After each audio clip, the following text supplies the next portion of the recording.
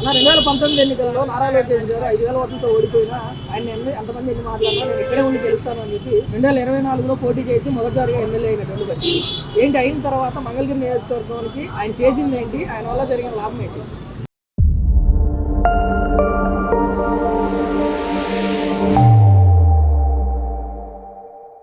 ఆయన ఏదైతే మంగళగిరిలో తను ఓడిపోయాడో అక్కడే గెలిచి తన సత్తా ఏంటో తన ప్రతిభ ఏంటో నిరూపించాడు నారా లోకేష్ బాబు గారు. అలాగే మొట్టమొదట గెలిచిన వెంటనే కొండ ప్రాంతాల్లో పౌరభాగ ప్రాంతంలో రోడ్ల పక్క నివాసం ఉండే పేద ప్రజలకు ఆయన ఇచ్చిన హామీ ప్రకారం అందరికీ భూమిని వాళ్ళు ఎక్కడైతే నివాసం ఉంటున్నారో వాళ్ళకి రిజిస్ట్రేషన్ చేసి పట్టాలు అందించిన ఘనత అది లోకేష్ బాబు గారికే దక్కింది. ఇది ఈ రాష్ట్రంలో ఎవరు చేయని పని. అలాగే మంగళగిరిలో హాస్పిటల్ అంటే గతంలో ఎన్నో ఇబ్బందులు పడ్డారు. ముఖ్యంగా మంగళగిరి ప్రాంతంలో గవర్నమెంట్ హాస్పిటల్లో కనీసం 10 మంది పడుకోవడానికి కూడా అవకాశం లేని హాస్పిటల్ లేదు, గవర్నమెంట్ హాస్పిటల్ లేదు. అటువంటిది 100 పడకల హాస్పిటల్ శరవేగంగా ముందుకు దూసుకుపోతున్నాడు.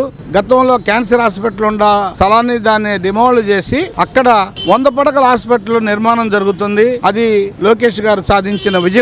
అలాగే మంగళగిరి తాడాపల్లి పరిధిలోని అండర్ డ్రైనేజ్ సిస్టాన్ని తీసుకురావడానికి 17,050 కోట్ల రూపాయలు కేటాయించి రేపు తొందరలో టెండర్లు ప్రకటిస్తబోతున్నారు. మంగళగిరి అభివృద్ధిని స్వచ్ఛ ఆంధ్ర ఏ విధంగా నినాదం తీసుకున్నారో అది మొట్టమొదట మంగళగిరిలోనే సాధించాలని కంకణబద్ధులై దానికి ముందుగా వెళ్తున్నాడు లోకేష్ బాబు గారు. అలాగే నిడమర్రు ప్రాంతంలో 7 గ్రామాలు రాజధానికి వెళ్లే గ్రామం గేటు ఎంతో ప్రజలు ఇబ్బంది పడుతున్నారు. గేటు పెడితే గంటలు ప్రజలు వెయిట్ చేయాల్సిన పరిస్థితి వచ్చింది. అటు వెళ్తానికి SRM యూనివర్సిటీ, విట్ కాలేజీ, ఇటు అమృత యూనివర్సిటీ, రాజధానిలో జరుగుతున్న వర్కుల దగ్గరికి వెళ్తానికి కార్మికులు రోజు నిత్యం 20,000 మంది ప్రయాణం చేస్తూ ఉంటారు.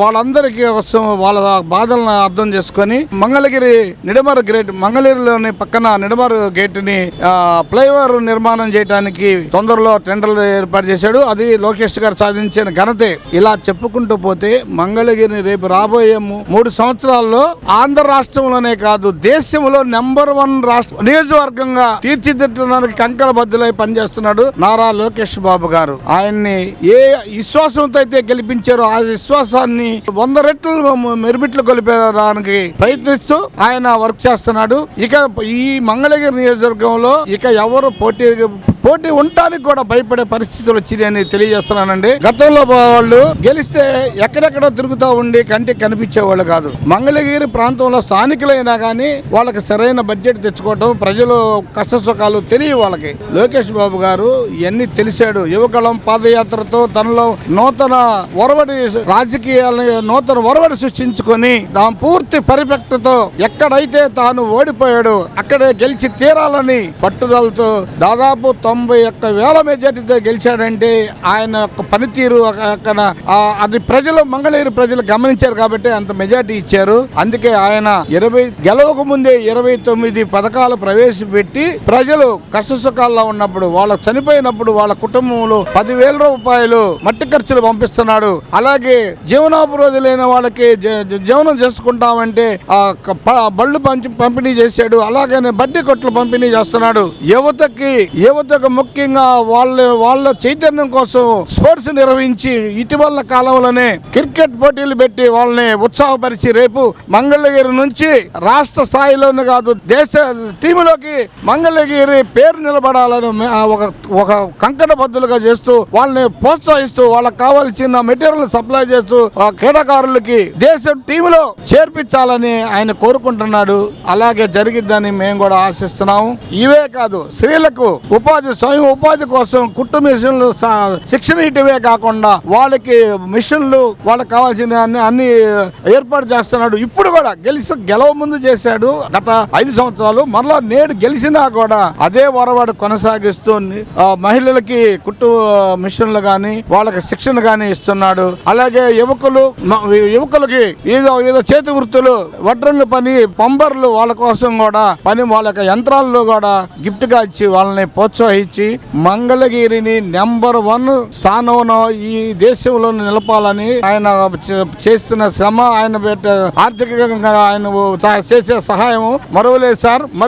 మరొకటి ఇంకోటి చెప్పాలి సార్, ఈ రాష్ట్రంలో ఎక్కడా లేని అత్యంత జాతీయ ప్రమాణాలతో నిడమర్ స్కూల్ ఒక నిర్మాణం చేస్తున్నాడు. అది దేశంలోనే ఒక నెంబర్ 1 పాఠశాలగా, కళాశాలగా వర్తిల్లిద్దని నేను చెప్పగలనండి. దానికి లోకేష్ గారు 12 నెలల టైం ఇచ్చి దాన్ని నిర్మాణం చేస్తున్నాడు. అతి తొందరలో అది కూడా ప్రారంభోత్సవం జరిగింది. రేపు సీటు కావాలంటే అక్కడ ఎగ్జామ్స్ పెట్టి సీటు ఇచ్చే పరిస్థితులు అంత గొప్పగా డెవలప్ చేస్తున్నారు సార్. ఆయన ఇయే కాదండి, ఇంక రాబోయే 3 సంవత్సరాల్లో కూడా ఈ మంగళగిరిలో రేపు ఇంటికి వచ్చి ఓటు అడగకుండా ప్రజలే లోకేష్ గారిని గెలిపించుకునే సమయం ఆసన్నమైంది. ఆ విధంగానే ఆయన పనిచేస్తున్నాడు సార్. లోకేష్ గారికి మా నియోజకవర్గం తరఫున ప్రత్యేకమైన అభినందనలు, శుభాకాంక్షలు తెలియజేస్తున్నాను. మీరు ఇలాగనే ఈ నియోజకవర్గానికి సేవలు అందించాలి. మేము ఎప్పుడు మీకు అండగా ఉంటాం. ఇక మరొకరు లేరు. మీరు ఉన్నంత కాలం, మీరు పోటీ చేసినంత కాలం మిమ్మల్ని మేము గెలిపించుకుంటాం సార్. Thank you.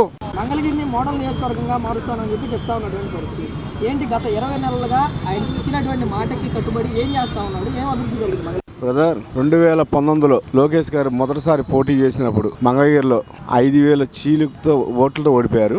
ఆ రోజు నుంచి 2024 ఎలక్షన్ వచ్చేదాకా దాదాపు ఒక 4.5 సంవత్సరాల ముందు 26 పథకాలు పెట్టారు లోకేష్ గారు మంగళగిరిలో. ప్రతిపక్షంలో ఉండి కూడా ఆయన సొంత నిధులతో 26 పథకాలు పెట్టారు. 2019 ఎలక్షన్ అప్పుడు కూడా వైసీపీ వాళ్ళు ఒక దుష్ప్రచారం చేశారు. ఇక్కడ ఉన్న మాజీ ఎమ్మెల్యే ఆర్కే, మాజీ సీఎం జగన్మోహన్ రెడ్డి వీళ్ళంతా కలిసి ఒక దుష్ప్రచారం చేశారు. ఏమనంటే లోకేష్ ఇక్కడ ఎందుకు ఉంటాడు, లోకేష్ ఇక్కడ ఉండడు, ఇక్కడ పోటీ చేసి ఇక్కడ ఎలక్షన్ అయిపోయినప్పుడు హైదరాబాద్ వెళ్ళిపోతాడు, లోకేష్ మంగళగిరి రాడు, స్థానికులను ఎలక్షన్ లో ఎన్నుకోండి, రామకృష్ణారెడ్డి పెదకాకానే మంగళగిరిలోనే ఉంటున్నాడు, ఆయన ఎన్నుకోండి అని చెప్పి ఆ రోజు జగన్మోహన్ రెడ్డి ఈ ఆర్కే ఇద్దరు దుష్ప్రచారం చేశారు. లోకేష్ గారు గెలిచిన కాకుండా ఓడిపోయినా కూడా 2019 నుంచి 2024 వరకు, అంటే ఇప్పటి వరకు ఇక్కడే కానీ ఓడిపోయినప్పుడు చెబుతున్నా, ప్రతిపక్షంలో ఉన్నప్పుడు కూడా మంగళగిరిని వదిలిపెట్టి ఎక్కడికి పోవాలా. తెలుగుదేశం పార్టీలో చాలా మంది కూడా మీకు సురక్షితమైన స్థానం ఒకటి ఎంచుకోండి, మంగళగిరి వద్దండి అని చెప్పిన ఆయన పట్టు విడవకుండా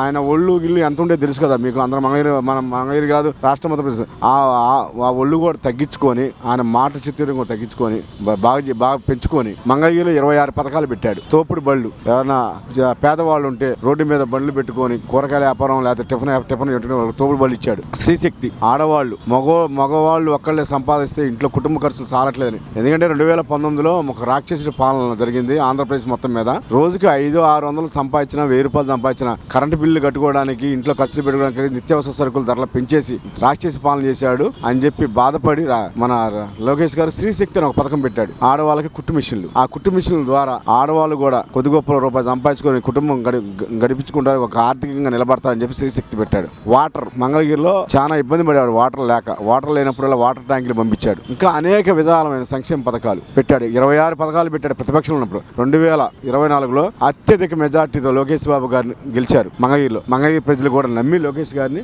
ఓడిపోతేనే మనకి ఇన్ని పథకాలు పెట్టి ఇంత బాగా పరిపాలన చేశాడే, ఓడిపోయినా కూడా ఇప్పుడు గెలిస్తే ఇంకెంత బాగా చేస్తారని చెప్పి గెలిపించారు లోకేష్ గారిని. ఏది రాష్ట్రం మొత్తం అత్యధికంగా 3వ స్థానం, తెలుగుదేశం పార్టీలో 3వ స్థానం ఎమ్మెల్యే గెలిచాడు లోకేష్ గారు. ఆ గెలిచిన కాంచి కూడా ఒకప్పుడు మన గవర్నమెంట్ హాస్పిటల్ వాళ్ళ తాతగారు ఎన్టీ రామారావు గారు ముఖ్యమంత్రి అయ్యాక, ఇప్పుడు మనం కూర్చున్న బస్ స్టాండ్ లోనే గవర్నమెంట్ హాస్పిటల్ ఉండేదండి. రామారావు గారు ముఖ్యమంత్రి అయ్యాక గవర్నమెంట్ హాస్పిటల్ కట్టారు. ఎక్కడ మన నరసింహస్వామి గుడి దగ్గర, గాలిగోపురం దగ్గర. మళ్ళీ ఇన్ని రోజులకి 1984లో శంకుస్థాపన చేసి 85లో పూర్తి చేసిన గవర్నమెంట్ హాస్పిటల్ మళ్ళీ ఆయన మనవడే ఆ గవర్నమెంట్ హాస్పిటల్లో ప్రజలకి సౌకర్యంగా లేదు, చిన్నదైపోయిందని చెప్పి పెద్దకాక చిన్నకాకాని దగ్గర 100 పడకల హాస్పిటల్ లోకేష్ గారు నిర్మిస్తున్నారు. తాతయ్య చేశాడు. తాత తర్వాత ఎంతమంది ఎమ్మెల్యేలు వచ్చినా ఎవరి వల్ల కాదు, మళ్ళీ మనవడే చేస్తున్నాడు. అదొకటి. Golden hub. ఇక్కడి నుంచి మనం ఏదైనా వస్తువులు, బంగారపు వస్తువులు తయారు చేసుకోవాలంటే దుబాయ్, ముంబై పోవాల్సి వచ్చేది. అంత దూరం పోకూడదని చెప్పి మంగళగిరిలో ఉన్న గోల్డ్ బిజినెస్ చేసే వాళ్ళు మొత్తానికి ఇటు మన కోకోకోలా దగ్గర ఒక 70 ఎకరాలు కేటాయించి గోల్డ్ హబ్ ఒకటి పెడుతున్నారండి. ఇంకా ఇలాంటి సంక్షేమ పథకాలు ఈ రోజు కూడా మంగళగిరిలో పేదవాళ్ళు కానీ ధనికులు కానీ ఉన్నోళ్ళు కానీ ఎవరు చనిపోయినా ఆయన సొంత నిధులు 10,000 రూపాయలు మట్టి ఖర్చులకు ఇస్తున్నారు లోకేష్ గారు. ఈ రోజు కూడా పెళ్లి కానుక అంటే ఇంతకుముందు చంద్రబాబు నాయుడు గారు చంద్రబాబు కానుక అని డబ్బులు ఇచ్చేవాళ్ళు. కానీ లోకేష్ గారు ప్రతిపక్షంలో ఉన్న కాంచి కూడా పెళ్లి కానుక కింద అబ్బాయికి అమ్మాయికి నూతన వధువు పట్టు వస్త్రాలు ఇచ్చి పంపిస్తున్నారు. ఇప్పుడు కూడా దాదాపు 2019 నుంచి జరుగుతుంది. అలాంటి చాలా సంక్షేమ పథకాలు లోకేష్ గారు అందిస్తున్నారు. మంగళగిరి చరిత్రలో చిరస్థాయిగా ఇంకొక పార్టీ ఇంకొక ఎమ్మెల్యే గెలవకుండా దాదాపు నాకు తెలిసి కుప్పం తర్వాత మళ్ళీ మంగళగిరిలోనే కుప్పం హిందూపురం తర్వాత మంగళగిరిలోనే ఏకచేకంగా ఎన్ని ఎలక్షన్లు అయినా లోకేష్ గారు గెలుతారు, వేరే వాళ్ళు గెలవలేరు. ఇప్పటివరకు చాలా మంది ఎమ్మెల్యేలు వచ్చిపోయినట్టు మీరు చెప్పినట్టు ఎన్టీ రామారావు గారి తర్వాత అప్పుడు ఉన్నటువంటి ప్రభుత్వం తర్వాత ఇప్పటివరకు తెలుగుదేశం పార్టీ నుంచి ఒకరు కూడా గెలిచినటువంటి దాఖలాలు. ఇప్పుడు మరి లోకేష్ గారు గెలిచిన తర్వాత గతంలో పనిచేసినటువంటి ఎమ్మెల్యేలకి ఇప్పుడు పనిచేస్తున్నటువంటి ఎమ్మెల్యేకి తేడా ఏంటి? అదే ఇప్పుడు మీకు చెప్పేది కూడా నేను అదే. గతంలో పనిచేసిన ఎమ్మెల్యేలు అభివృద్ధి అంటే ఏంటో తెలియదు, వాళ్ళకి తెలియదు, వాళ్ళ సంపాదన కోసం పనిచేసిన ఎమ్మెల్యేలు. ఇప్పుడు లోకేష్ గారు మన ఫ్రైడ్ ఆఫ్ మంగళగిరి ఆయన పేరు కూడా పెట్టుకోకుండా, పార్టీ పేరు పెట్టుకోకుండా ఫ్రైడ్ ఆఫ్ మంగళగిరి లోకేష్ గారు సొంత నిధులతో ఫ్రైడ్ ఆఫ్ మంగళగిరి అని ఏది వాష్రూమ్స్ లోకేష్ గారు కట్టించిన వాష్రూమ్లు, ఈ ఫ్రీ వాష్రూమ్స్ లేడీస్ కి జెంట్స్ కి వికలాంగులకి ఫ్రీ వాష్రూమ్లు, ఇలాంటి మంచి పనులు మంగళగిరి నియోజకవర్గం మొత్తం చేస్తున్నాడు. ఇప్పుడు కూడా మంగళగిరి నియోజకవర్గంలో అన్నా క్యాంటీన్లు 3 నడుస్తున్నాయండి. మంగళగిరి, నులకపేట, దుగ్గరాల అన్నా క్యాంటీన్లు. ఇంతకు ముందు కూడా అంతే నడిచిన. ఇంతకు ముందు ప్రభుత్వం రానప్పుడు ఆయన సొంత నిధులతో ఏర్పాటు చేసి ఇప్పుడు కూడా అన్నా క్యాంటీన్లు శుభ్రంగా నడుస్తున్నాయి. ఇంకొక విషయం ఏంటంటే మంగళగిరిలో చరిత్రలో ఏనాడు కూడా జరగంది ఇప్పుడు జరుగుతున్నారు.